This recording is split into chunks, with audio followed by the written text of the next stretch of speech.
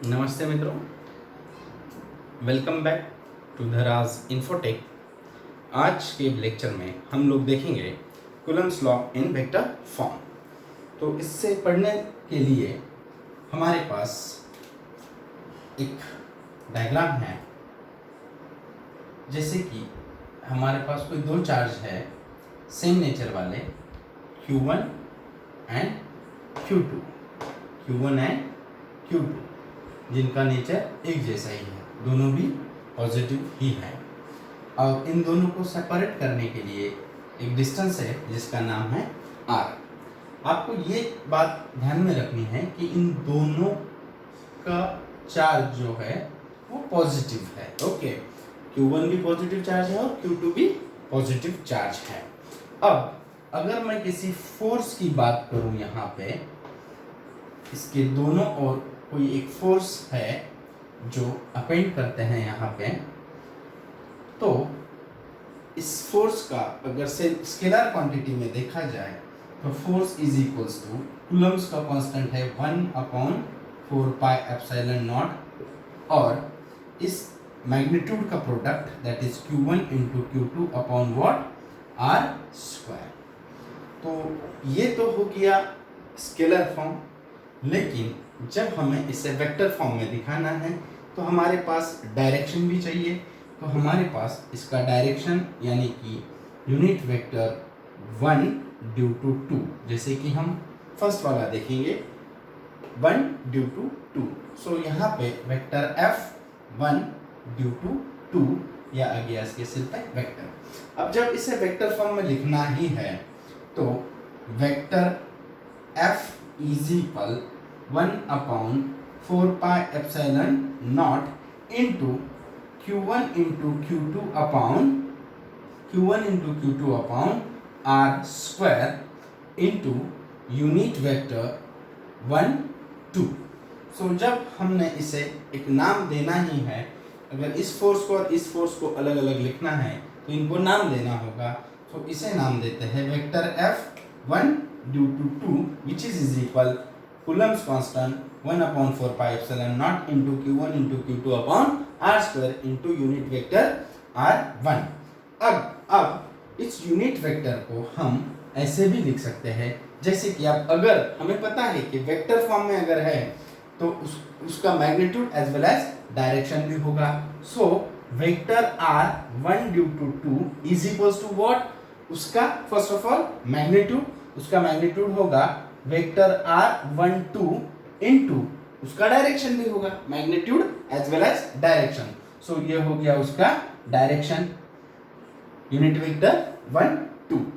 तो हम अब इसकी जगह हम अब ऐसा भी लिख सकते हैं, जैसे कि यहाँ पे लिखा है वो क्या, यूनिट वेक्टर R12 का magnitude into unit vector 1 2। Okay, so simply ये जो R² है, R², इस R² की जगह अगर मैं ये लिख लूँ यानी कि ये मैग्नीट्यूड वाली टर्म, तो इक्वेशन बनेगा vector F1 2 which is equals to 1/4πε0, ये हो गया Coulomb's constant into product of magnitude that is Q1 into Q2 upon ये R² जो है इसकी जगह मैं उसका मैग्नीट्यूड लिख लेता हूं। तो इसका मैग्नीट्यूड क्या है, इसका मैग्नीट्यूड है वेक्टर R12, ये हो गया मैग्नीट्यूड। लेकिन ये तो हो गया सिर्फ R का वैल्यू, ओके, इस R का वैल्यू, लेकिन यहाँ पे R का स्क्वायर है तो इसे एज इट इज लिख दिए R का स्क्वायर। ओके, देन ये जो हमने टर्म लिखा था, इस टर्म को अगर हम ऐसे लिखें जैसे कि यूनिट वेक्टर 1 2 अपॉन उसी का मैग्नीट्यूड वेक्टर R1 2, ये हो गया उसी का magnitude. Okay, so instead of this vector R12 we can also write here into ये जो टर्म है, इस टर्म के बजाय हम ऐसा अगर यहाँ पे लिखे यूनिट वेक्टर 1 2 अपॉन उसी का मैग्नीट्यूड मींस वेक्टर R12। तो आप लोग यहाँ पे नेक्स्ट टर्म को ऐसे भी लिख सकते हो, जैसे कि vector F12 which is equal Coulomb's constant वो है 1/4 pi epsilon not into product of magnitude that is what Q1 into Q2 upon, अब हमारे पास ये मैग्नीट्यूड है वेक्टर R12 का स्क्वायर में और यहाँ पे इनटू में उसी का मैग्नीट्यूड, तो हम इसे ऐसे लिख सकते हैं वेक्टर R12 का स्क्वायर इनटू ये उसी का magnitude, it means what cube, और जो बचे टर्म हमारे पास वो है unit vector 1 2, unit vector 1 2। Okay, ये हो गया आसानी से। अब इस फॉर्म को, ये जो फॉर्म हमारा बना है, इस फॉर्म को हम बोल सकते हैं yes Coulomb's law in vector form. ये तो हो गया इस फोर्स के लिए। ओके, नाउ अब हम कोशिश करेंगे इस साइड से जो फोर्स बनेगा, इस साइड से जो फोर्स बनेगा वो बनेगा 2 due to 1 vector F 2 due to 1, यहाँ पे बना था वेक्टर F 1 ड्यू टू 2, तो इसके लिए इक्वेशन लिख लिया हमने। अब इसके लिए इक्वेशन लिखने की कोशिश करेंगे।